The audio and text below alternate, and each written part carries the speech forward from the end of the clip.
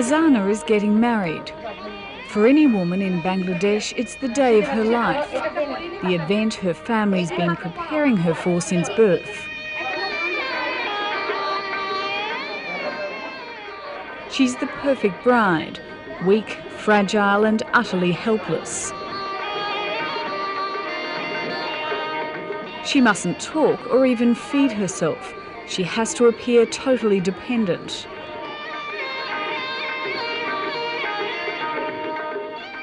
All her life she's belonged to her father, but from this day on she's no longer a member of her own family. Now she belongs to her husband-to-be, a man she met only 2 days before. I'm just going from this house. A marriage means I'm finishing a life and I'm starting a new life. I used to stay with my parents all these years, but now I have to stay with my husband. The golden bracelet symbolises what they call her bondage of love. And bondage is the word that best describes the lives of women in Bangladesh, starting from the day they're born.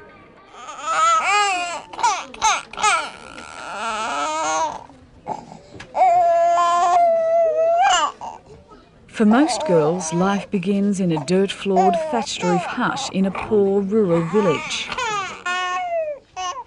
In the village of Balabo, the Nurul family has a new baby girl. She's 3 months old and her name is Happy. Why did you call your baby Happy?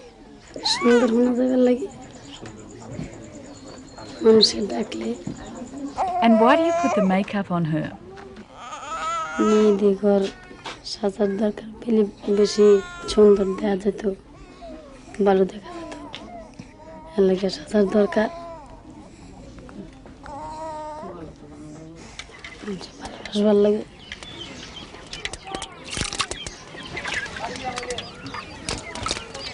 But for Happy and her sister Polly, it'll be a struggle just staying alive.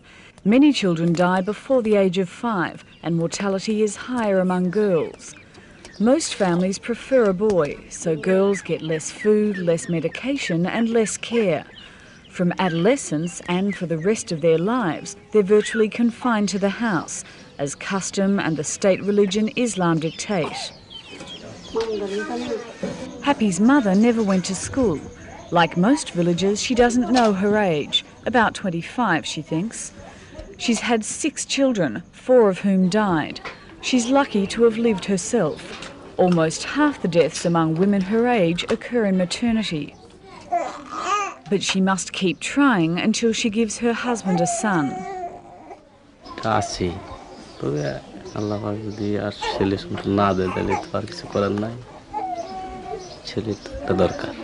তো সমস্যাই ছেলে থাকাটা মনে করেন মেয়েরা তো বিয়ে শাদী দিলে পরের বাড়ি চলে যাবে তখন তো বাড়িতে আর থাকার মতো কেউ নাই আমরা মারা গেলে তারপরে কে থাকবে বাড়িতে কে দেখবে দেখাশোনা করবে এই জন্য একটি ছেলের খুব দরকার আর কি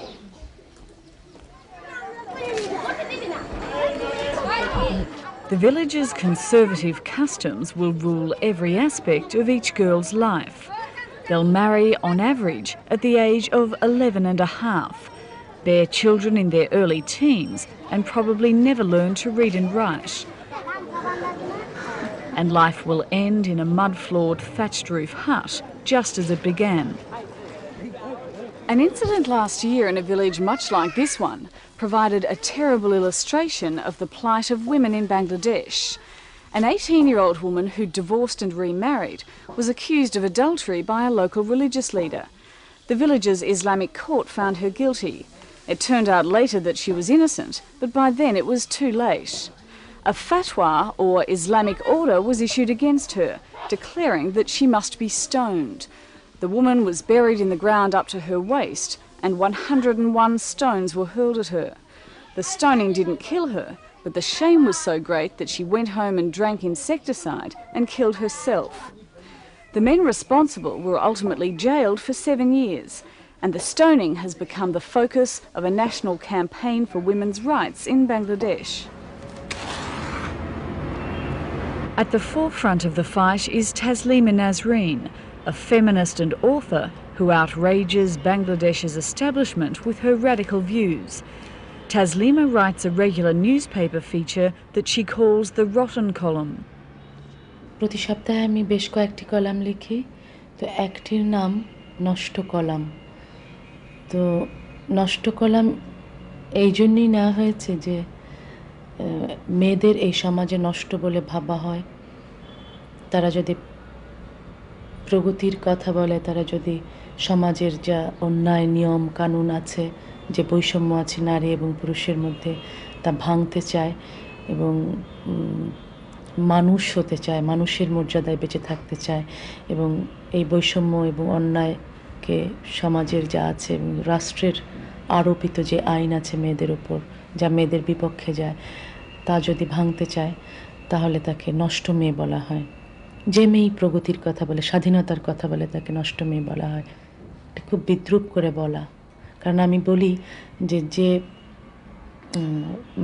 যে কোনো মেয়েকেই যদি সুস্থ এবং সভ্য হতে হয়, মানুষ হতে হয়, তাহলে তাকে আগে নষ্ট হতে হবে, এই সমাজের চোখে নষ্ট হতে হবে।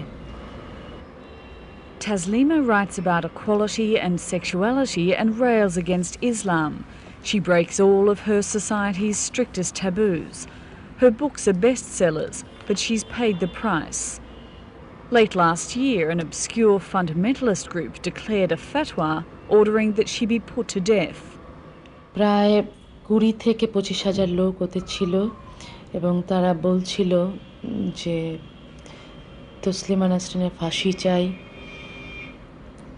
তসলিমা নাসরিনের মৃত্যুদণ্ড চাই এবং তাদের ব্যানারও এরকম লেখা ছিল যে তসলিমা যে ধর্মের বিরোধিতা করে তার মৃত্যুদণ্ড চাই, তসলিমার প্রতিটি বই ব্যান্ড হোক চাই।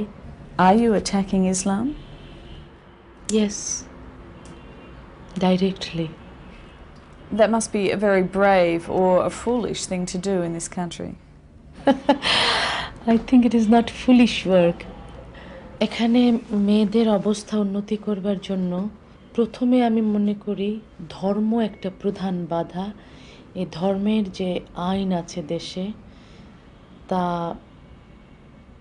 সম্পূর্ণই সমাজ থেকে, রাষ্ট্র থেকে মুক্ত করতে হবে।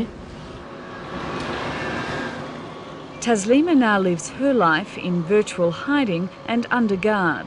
The government regards her as an embarrassment and prohibits foreign journalists from meeting her. We had to interview her in secret in a Dhaka hotel.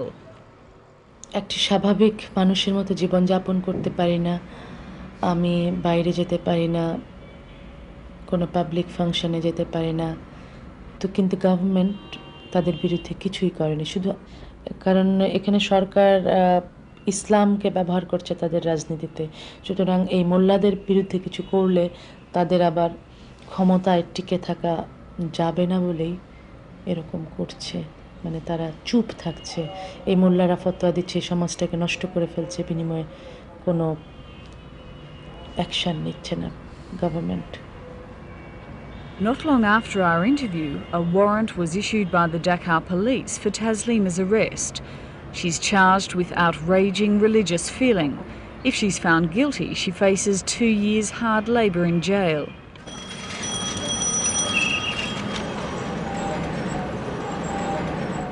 In a back street of the capital, the Bangladesh Women's Council carries on the fight. Mainstream feminists like Ihy'a Uloum blame not Islam, but poverty and lack of education for the plight of women. Bangladesh has a range of laws supposed to protect women, but as most women can't read, they don't even know they exist. When a woman is very poor and dependent on her husband, a woman who is not literate, educated and conscious enough, she cannot stand. The whole society, the attitude of the society is not in favor of her. What is the attitude to women in this country? Always society thinks that she is a woman. They never try to think she is the first human being, then she is a woman. And they're regarded as the possessions of men? Yes, of course. They think it is their property. Yes, of course. Very much interested in our activities, and they supported us. Upstairs, the Women's Council keeps a refuge for destitute women and girls, rejected by their families and their society, usually through no fault of their own. Noor Jahan has lived here for 8 years. She was rescued after being kidnapped from her family and forced into marriage when she was 9 years old.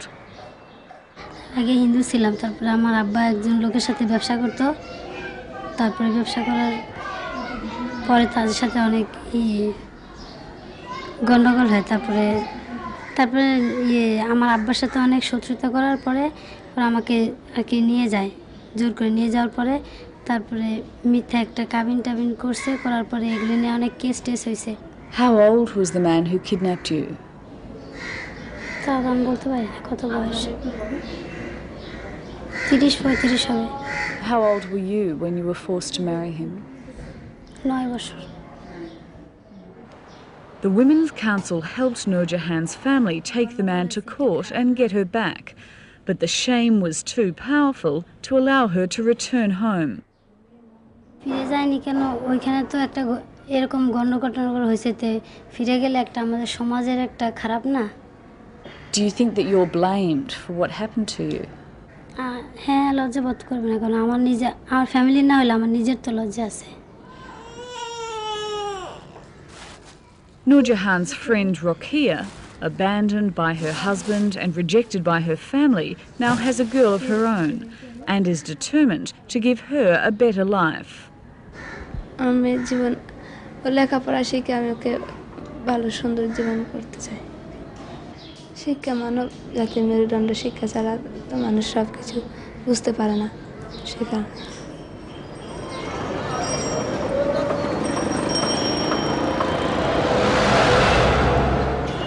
Bangladesh is in the unique position of having a woman as Prime Minister and opposition leader.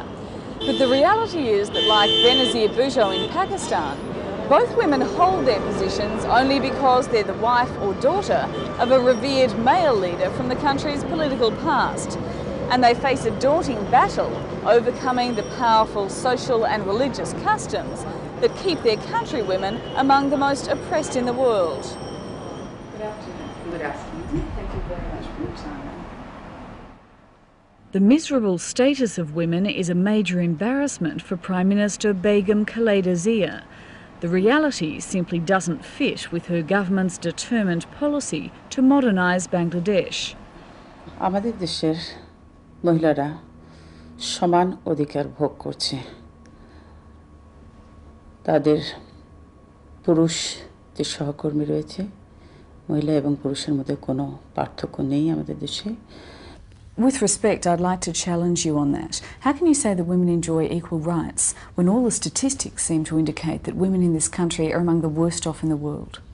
হ্যাঁ, আমি আগে বলেছি যে অতীতে এই সমস্যাগুলি আমাদের ছিল, কিন্তু বর্তমানে সেখানে আমরা ছেলে এবং মেয়ে এর মধ্যে আমরা কোনো পার্থক্য রাখছি না।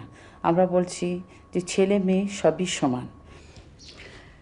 এটা কথায় বলা হয়, কিন্তু কার্যত সেটা এখনো ঠিক না, কারণ সামাজিক। The opposition leader Sheikh Hasina begs to differ. তা সামান্য কিছু সংবাদ পরিবেশিত হয়, সেখানে আমার তো মনে হয় পত্রিকায় প্রতিদিনই একটা না একটা খবর থাকে যে কোনো মেয়ে ডাউরি না দিলে পরে তাকে হত্যা করা হচ্ছে, নির্যাতন করা হচ্ছে, মারা হচ্ছে, নানা রকম অসুবিধা ফেলা হচ্ছে। এমনকি পঞ্চায়েত বসে অথবা গ্রাম্য সালিশি বসে একটি মেয়েকে, হয়তো অপরাধ কার কতটুকু দেশে আইন রয়ে গেছে, আইনের শাসন রয়ে গেছে, তারপরেও সেই মেয়েকে সেই সালিশির মাধ্যমে বিচার করা হয়, পাথর ছোড়া হয়। তারপরে আমরা এই কথা কি করে স্বীকার করব যে আমাদের দেশে নারী পুরুষের সমান অধিকার এখনো বিরাজমান? The Prime Minister, when pressed, has to agree there's much work to be done. পার্থক্য এখানে যে আমাদের এই সরকার আসার পরে আমরা মহিলাদের উপরে সবচেয়ে বেশি জোর দিয়েছি, গুরুত্ব দিয়েছি। সেখানে মহিলাদের শিক্ষার উপরে সবচেয়ে বেশি আমরা জোর দিয়েছি, যে দেশের আজকে জনসংখ্যার অর্ধেক নারী সমাজ, তাদেরকে শিক্ষিত করে তুলতে পারলে দেশের প্রতিটি উন্নয়ন কাজে তারা অংশগ্রহণ করতে পারবে এবং দেশের উন্নয়ন কাজে অংশগ্রহণ করতে পারলেই তারা এই দেশের উন্নতি অগ্রগতি সম্ভব। The government has made education the key to its policy on women, and it's come up with an ingenious way of making parents keep their girls at school: free wheat. Under the new Food for Education program, poor rural families get a monthly wheat ration in return for keeping their children at school. ভালো মন্দ মানে অভাবী পোলাপান লেখাপড়া করা পারি না, বই পুস্তক জোগাড় লাগে, তারপরে কাপড় জোগাড় লাগে, টাকা জোগাড় লাগে, কলম খাতা কলম জোগাড় লাগে, লক্ষ্মী পূজা ইত্যাদি মুসলমান Hindu. Kafil's son and daughter now attend classes each day. In the village where the program is being trialled, the government says school attendance is up by as much as 40%, especially among girls. They've had to find new classrooms to fit them all in.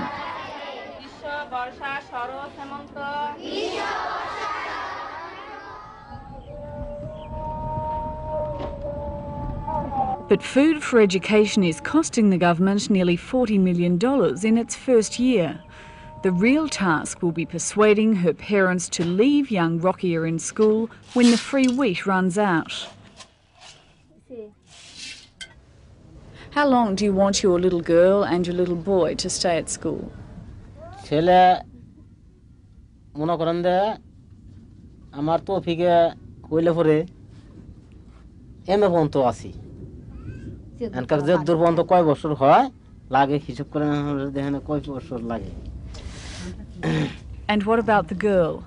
12 বছর পর্যন্ত করা হবে, 12 বছর মেয়ের আর কেমনে করামো, Xi'an হইলে পরে তো আর করান যাইছে না, লেখার করান দেবো যত দূর মানে ই হয় তো দিন দেওয়া লাগবো, বিয়ে সাথে দেওয়া লাগবো। তো In the capital Dhaka, education is seen as the key to improving the lot of women in Bangladesh.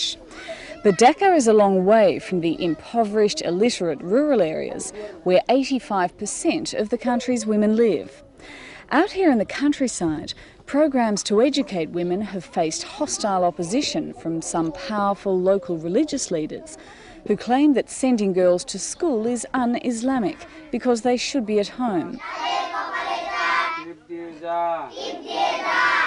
2 out of 3 children in Bangladesh never even finish primary school, and the dropout rate is twice as high for girls as it is for boys. Literacy among females is 18%. In village schools like this one, classes are irregular. The teachers don't get paid, so they seldom turn up. And beyond puberty, girls are expected to be kept apart from boys.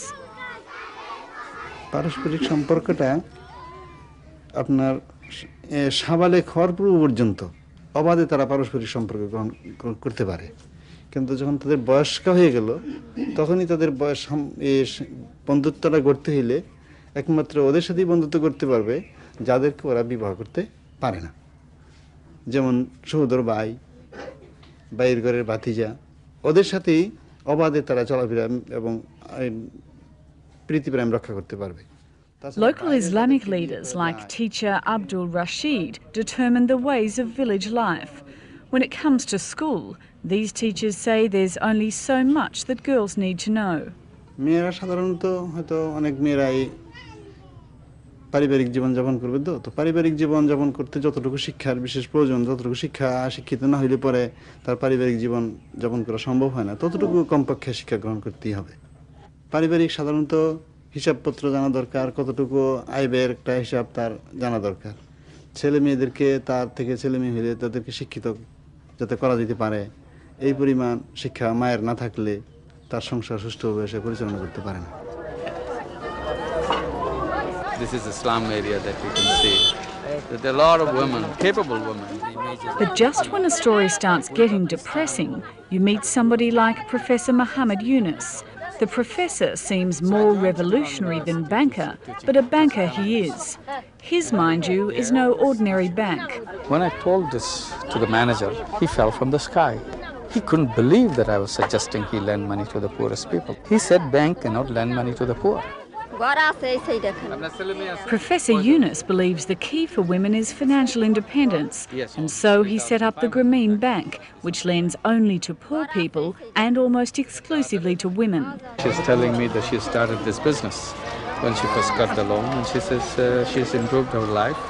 She paid back the loan, first loan, and she took a second loan of 3,500 taka. And she says, I'm doing fine.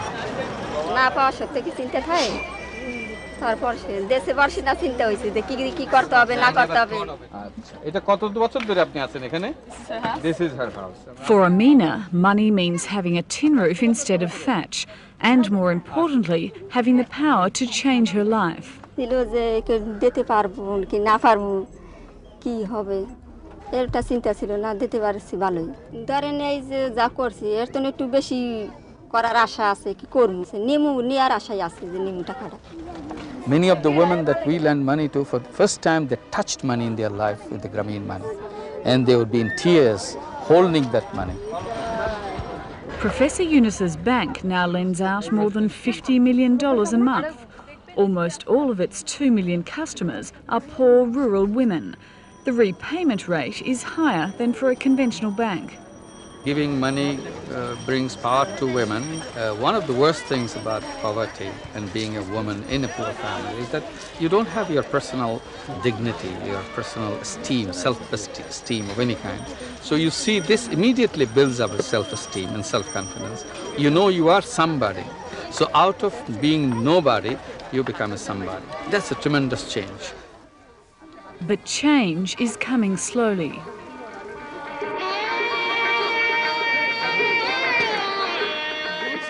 It's now the night of the wedding. Fazana waits, alone and on display. The celebrations go on without her. Upstairs in a separate room, the jubilant groom enjoys a feast fit for a king. He's waited on, as is the custom, by the female relations of his new bride. It's only when the night is almost over and most of the guests have gone that he joins his bride. On this, their second meeting, she won't meet his eyes. She must remain downcast and demure. This is how a wife behaves. From now on, her life is in his hands. What do you hope for? I wish I can have a very happy married life. It will be understanding, and we can share our happiness and sorrow, and that's all. And he should love me very much.